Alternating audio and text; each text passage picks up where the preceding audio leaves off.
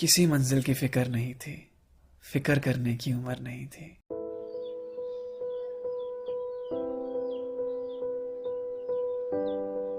याद है वो सुबह जिस दिन कॉलेज का पहला दिन था। खुश भी थे, सहमे भी थे, नहीं पता था इस अनजान सी जगह क्या होगा। अभी अभी स्कूल खत्म हुआ ही था तो कॉलेज के नए सपने सजा रखे थे। अभी तक तो बस सुना ही था कि कॉलेज में ऐसा होता है वैसा होता है, पर आज हम उसे खुद महसूस करने जा रहे थे। सब नया नया सा लग रहा था, बिल्कुल वैसा जैसा सब कहते थे। वो पल याद है क्या, जब पहली बार जाके क्लास में बैठे थे? एक स्माइल थी चेहरे पे, वो फर्स्ट ईयर वाला ग्लो जो होता है। टीचर्स ने भी आके डरा दिया था, जिसको सीनियर्स कहते थे कि ऐसा कुछ नहीं होता है। एक जोश था कुछ करने के लिए, जो पता नहीं था कि आगे चल के खत्म हो जाएगा। तब तो बिल्कुल खूबसूरत बन के जाते थे, मालूम नहीं था कि ये मोह भी वक्त के साथ कम हो जाएगा। बस कुछ दिन की बात थी, फिर तो दोस्त भी अपने जैसे मिल गए। थोड़े दिन घबराहट के बाद इस माहौल में हम सभी घुल गए।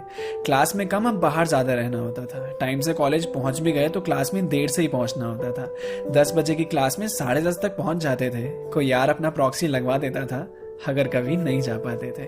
क्लास को छोड़ के बाहर कहीं भी घूमे, चाहे कहीं पे बैठे ही, बस क्लास में नहीं बैठना था। क्लास में भी बैठ के मस्तियां ही होती थी, हमें कौन सा पढ़ना होता था। 10 मिनट के अंदर रेडी होने का जादू यहाँ से सीखा। अटेंडेंस के लिए मेडिकल के जुगाड़ का एक से एक तरीका।